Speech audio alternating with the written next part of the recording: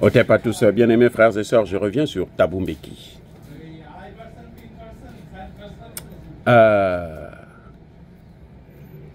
Thabo Mbeki vient jeter de l'huile sur le feu en RDC. Il vient soutenir Kabila.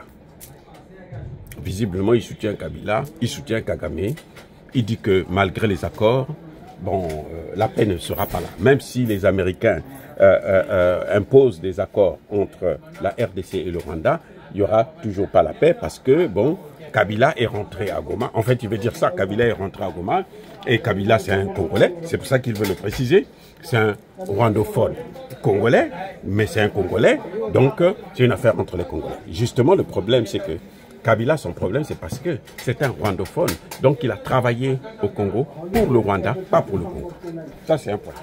Maintenant, je vais vous dire une chose. Il y a quelque chose que les gens ont oublié, que les gens ne parlent pas.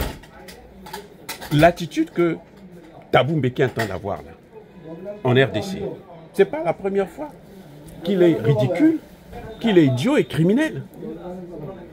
C'est pas la première fois, les amis. Mais vous n'avez pas oublié, Thabo Mbeki a été président, non? L'Afrique du Sud, pendant 10 ans. Il y a eu la paix au Congo? Non. Vous savez pourquoi? Parce que quand lui a été président, là, on lui a donné aussi sa part, carré minier. Tiens les carrés miniers et puis tais-toi. Et donc, là, il est devenu millionnaire à cause des mines, des minerais, du sang de la RDC. Maintenant, je veux vous dire une chose, je veux vous rappeler une chose. Qui est à l'origine de la destruction de la Côte d'Ivoire, les amis? Qui a détruit la Côte d'Ivoire? Qui est à l'origine de ça, les amis? Vous savez c'est qui? Il s'appelle Thabo Mbeki. Vous comprenez, les amis? C'est pas la première fois. C'est-à-dire que qui a bu boira, hein? Thabo Mbeki est à l'origine de ce que vous voyez en Côte d'Ivoire. Laurent Gbagbo avait fait confiance à cet imbécile de Thabo Mbeki. Laurent Gbagbo, là, il avait fait confiance à ce voyou, ce vaurien. Et vous savez ce qui s'est passé? Quand Laurent Gbagbo arrive là-bas, il négocie. C'est Thabo Mbeki qui demande à Laurent Gbagbo, écoute, laisse Ouattara être candidat. Thabo Mbeki, là, le même Thabo Mbeki. À la demande de qui? Mais à la demande des Occidentaux, à la demande de la France, à la demande des États-Unis, à la demande de la Belgique, à la demande de l'Allemagne, à la demande de la Grande-Bretagne, à la demande de l'Italie. Ce sont ces pays européens qui ont demandé à Thabo Mbeki de soutenir Ouattara, qu'il soit candidat. Parce que eux, c'est... Vous savez que eux, c'est quand il y a la démocratie qu'ils viennent. Au nom de la démocratie, ils s'ingèrent et puis viennent nous massacrer. Ils prennent le contrôle du pays. Ils installent qui ils veulent. C'est ce qu'ils ont fait avec... quand ils n'arrivent pas à vous liquider, c'est ce qu'ils ont fait avec Kabila. Ce sont les mêmes Européens qui ont installé Kabila. Là, Thabo Mbeki s'est investi lui-même pour cette guerre. Chirac est allé le voir pour dire, non mais écoute, toi tu as ta part. Nous on fait notre tour, où est ton problème? Si Laurent Gbagbo n'avait pas fait confiance à Thabo Mbeki, Laurent Gbagbo n'aurait pas livré la Côte d'Ivoire. Il a fait confiance à Thabo Mbeki. Bon, laissez Ouattara être candidat. Il y a eu élection et voilà ce que ça a donné. Aujourd'hui, la Côte d'Ivoire. Les Ivoiriens sont en train de pleurer la Côte d'Ivoire. La Côte d'Ivoire est un cadavre qui respire encore. À cause de Thabo Mbeki.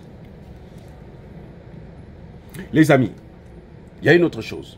Vous avez vu ce que Trump reproche à Ramaphosa, qu'il y a un génocide. Parce que Ramaphosa veut récupérer les terres que les Blancs sud-africains possèdent. Ils sont à peine 7% de la population, mais ils détiennent 90% de terres. 7% de la population, 90% de terres. Dans l'Afrique du Sud, leur appartient. Vous savez pourquoi Ramaphosa a ces problèmes? Parce que celui qui avait fait ce traité-là, qui avait signé ça, ces accords-là, avec les Blancs, hein, c'est Nelson Mandela. Cette histoire de terre là qu'il faut prendre chez les Blancs, c'est Nelson Mandela qui a fait passer une loi au Parlement sud-africain. Est-ce que vous comprenez? Nelson Mandela.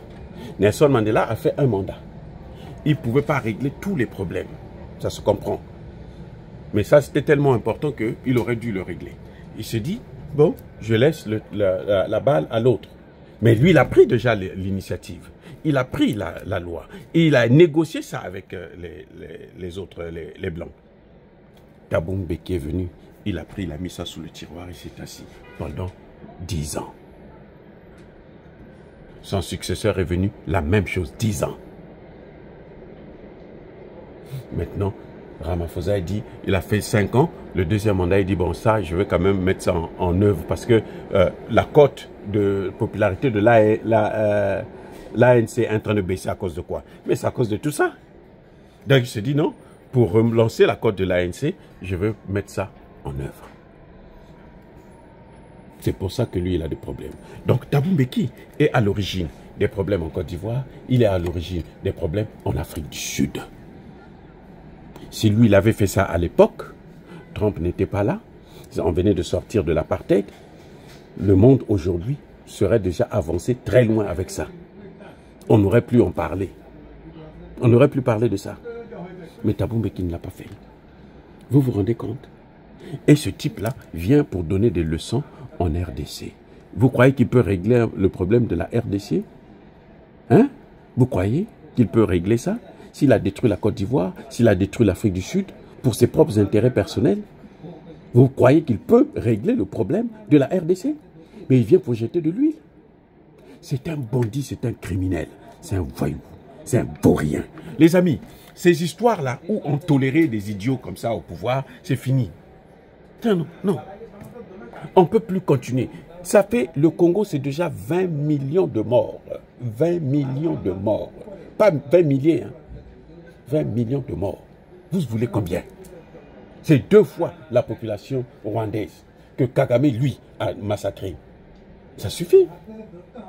Si les Thabo Mbeki n'ont pas compris ça, avant sa mort, il veut qu'il y ait encore des millions qu'on met sur son dos parce que lui, il veut mourir avec les mines. Mais quand il va mourir là, il ne va pas amener les mines là.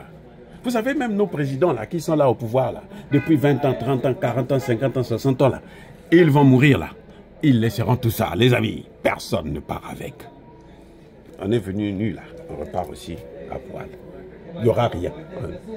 Tel qu'on est venu là, sur cette terre là, on repart aussi comme ça. Les amis, c'est malheureux que Thabo Mbeki puisse se rabaisser à ce niveau. C'est malheureux. Juste parce qu'il a eu l'argent. Et ça ne peut plus continuer comme ça. Soyez bénis.